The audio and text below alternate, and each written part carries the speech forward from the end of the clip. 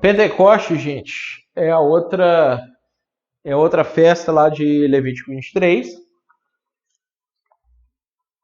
E o Pentecoste, ele também é chamado em hebraico de Shavuot, que literalmente significa semanas, né? Shavua é semana, Shavuot, semanas, são as festas das semanas. E também é a festa onde acontece o que em hebraico é chamado de Simchat Torah, ou a dádiva da Torá. O que era o Pentecoste originalmente, quando os judeus eles começaram a celebrar o Pentecoste lá nos primórdios, e como é que ele vai sendo constituído? O judeu usava o dia de Pentecoste para celebrar o dia que Deus deu a lei para eles no Monte Sinai. Tá? Então, eles celebravam que Deus tinha entregado para Moisés os mandamentos, dado para Moisés os mandamentos, e agora o povo então tinha a lei de Deus gravada nas pedras, e eles celebravam que a Torá tinha sido dada, as ordenanças, as orientações de Deus tinha falado com o povo, já que o povo de Israel entendia que a identidade deles era formada em torno da Torá. O que distinguia o povo de Israel de todos os outros povos era que eles tinham acesso direto a Deus, e esse acesso acontecia através da Torá que eles tinham recebido de Deus no Monte Sinai. Então, quando Deus dá as tábuas da lei para Moisés, o texto bíblico diz para nós que Deus escreveu, ele próprio escreveu nas tábuas.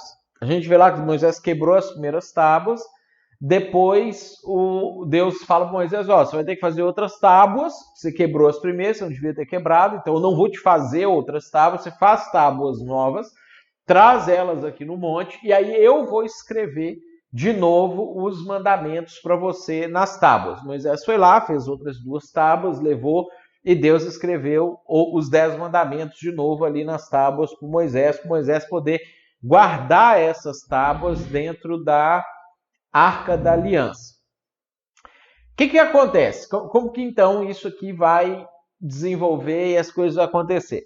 Lá no Talmud, tá? O Talmud, que é aquele livro judaico que foi que eles dizem que é a tradição oral, que é a lei oral, que Deus deu uma lei escrita para Moisés, mas também deu uma lei que deveria ser passada de geração em geração, e que depois reúne a cultura do povo de Israel, a percepção do povo, coisas que aconteceram quando eles estavam lá vivendo no dia a dia. No Talmud diz que quando Deus estava escrevendo os 10 mandamentos nas tábuas, tá? Isso estava sendo impresso com fogo. Então, que a maneira, hoje a gente sabe, por exemplo, você quer escrever alguma coisa na pedra, você pode entalhar aquilo, né, que você quer escrever com um cinzel, um martelo, você vai escrevendo, ou nós sabemos que você pode usar laser para você escrever coisas em pedra também. O laser, ele imprime na pedra, se você quiser. Óbvio que na época eles não tinham tecnologia de laser, né? Mas os rabinos, o pessoal do Talmud diz que quando Deus foi escrever, vinha tipo umas coisinhas de fogo assim, tá? Elas vinham e batia na pedra, e quando batia na pedra, escrevia aquele mandamento. Então, quem assistiu aquele filme chamado Os 10 Mandamentos, bem antigão lá, com Charlton Heston ainda, aquele filme que durava mais de 3 horas, e com Yul Brynner, Charlton Heston e tudo, a cena de Deus, você pode jogar no YouTube depois, 10 Mandamentos, Deus escrever na pedra. A cena de Deus escrever na pedra, o cineasta, que era o Cecil DeMille, ele reproduz isso que está no Talmud, ele reproduz nas cenas do filme, para tentar trazer o mais real possível para a gente o que é que dentro da tradição judaica dizia como que tinha sido escrito os 10 mandamentos. Então, vinha umas coisinhas tipo isso aqui, umas labaredas de fogo, ou o Talmud, ele chama isso aqui, tá? Que vinha e batia na pedra aqui, ele chama isso aqui de línguas de fogo. Por quê? Além de parecer uma língua, uma labareda, como se fosse uma língua que estivesse batendo ali, no final das contas deixava algo escrito. Era como se Deus estivesse falando através daquele fogo e estava então imprimindo nas tábuas de pedra os mandamentos de Deus para o povo de Israel. Então isso aqui estava acontecendo, e aí depois você tem todos os né? Não matarás, não adulterarás, não dirás falso testemunho, não cobiçarás. Então você tem todos aqueles mandamentos que vão começar com não, né? Não faz isso, não faz isso, não faz aquilo. Então, quando isso aqui está acontecendo a partir dessa impressão na pedra. O profeta Jeremias, ele confirma isso para nós. Olha só, abre comigo, vamos abrir lá em Jeremias, capítulo 31. Jeremias 31, uns 900 anos depois de Deus ter dado os 10 mandamentos em pedra. Olha só, a partir do versículo 31, como que então o Jeremias ele vai falar a respeito disso aqui, ó. Ele diz assim, uma profecia que ele está fazendo futuro para uma coisa que Deus espera fazer com o povo de Israel. Eis aí vem dias, diz o Senhor, em que firmarei nova aliança com a casa de Israel, com a casa de Judá. Então lembra, na aula passada a gente viu sobre Jesus falando, esse é o sangue da nova aliança. Então toda essa construção da nova aliança, ela estava sendo feita, ela estava já sendo preparada para poder culminar no momento que Jesus viesse e instaurasse ou ressignificasse tudo aquilo que estava no Antigo Testamento. Não conforme a aliança que eu fiz com seus pais no dia em que os tomei pela mão para os tirar da terra do Egito, porquanto eles anularam a minha aliança, não obstante eu os haver desposado, diz o Senhor. Então, a parte da aliança que Deus tinha feito ali no Antigo Testamento envolvia os 10 mandamentos, envolvia as tábuas. Olha só o que ele fala.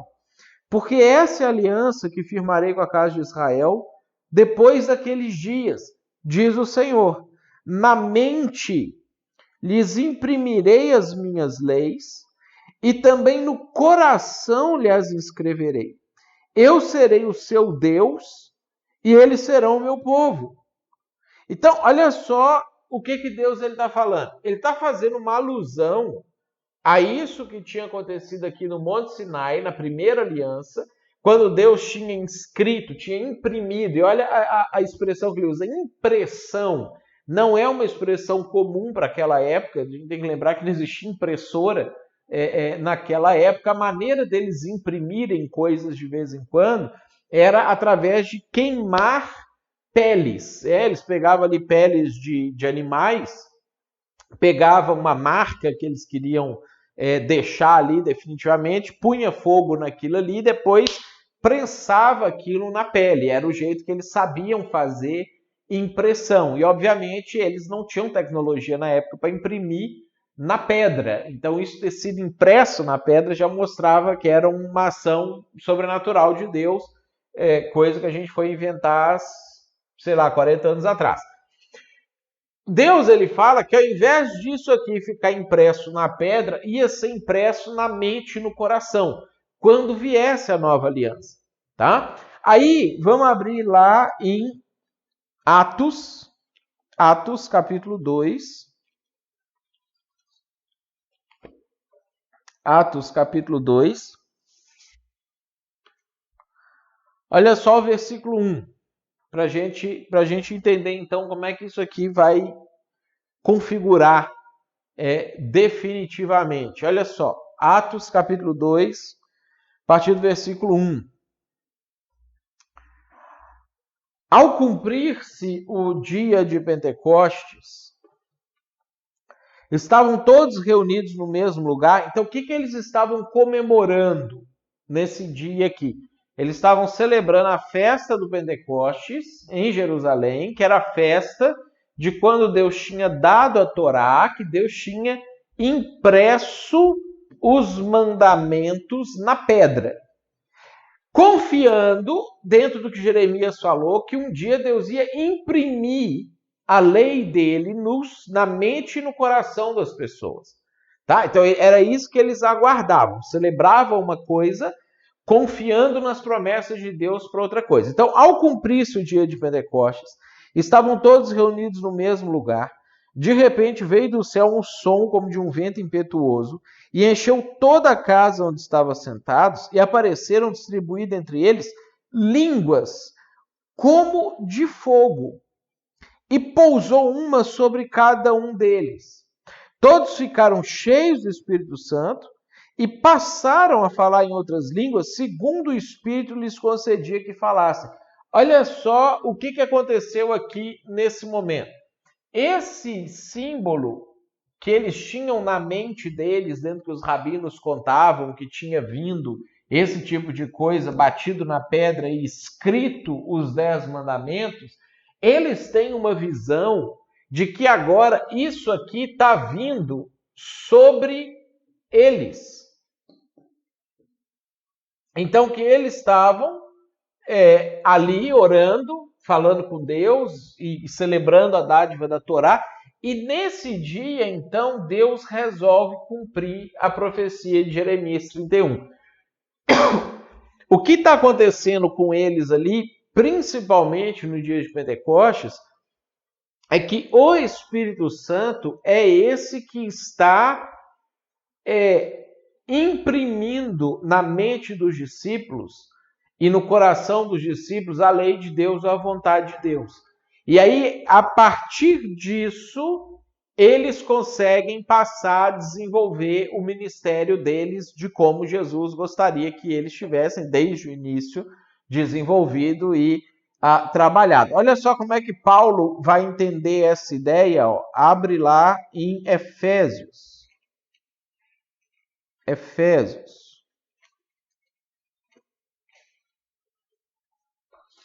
Olha só como é que ele vai falar sobre isso também. Efésios capítulo 1, versículo 13.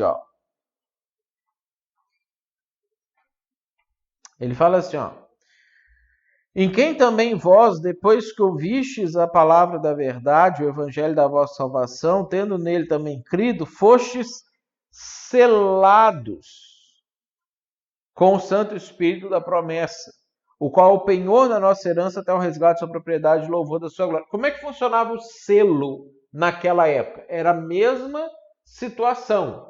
Você pegava alguma coisa quente, às vezes uma vela, alguma coisa assim, você pegava o selo e marcava aquele negócio.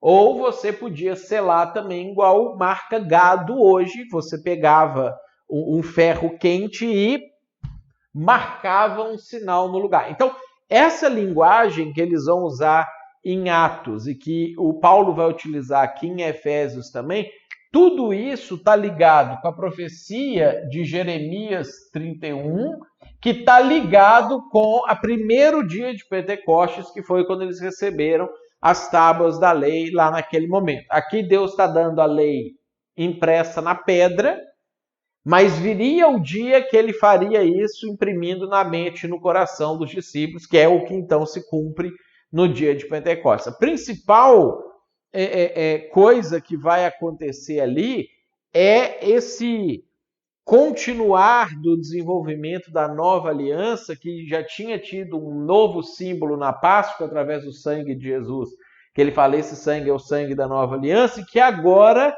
aparece a nova aliança como sendo o selo de Deus, ou a impressão da lei de Deus na mente do coração dos discípulos, para que eles passassem não só até a lei de Deus como uma coisa externa, que eles teriam obrigação de ter que cumprir o peso, de ter que cumprir aquilo, mas eles agora passariam a ter o desejo de fazer aquilo. Aquilo ia estar na mente, no coração, ia estar diante deles, eles iam estar realmente desejosos de buscar a Deus, e é isso que Paulo vai falar sobre a santificação no Espírito Santo, como o Espírito Santo trabalha em nós, não só o querer como efetuar, e vai conduzindo a gente, produz o fruto do Espírito, etc.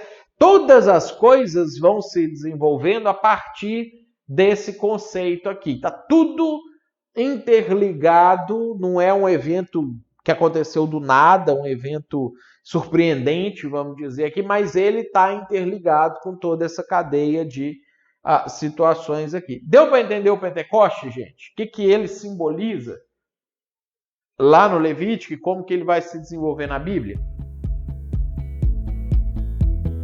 E se você gostou dessa resposta e quiser estudar com a gente, acessa aqui embaixo o link para você poder estudar junto com a gente, fazer o nosso seminário. Vai ser um prazer ter você junto com a gente.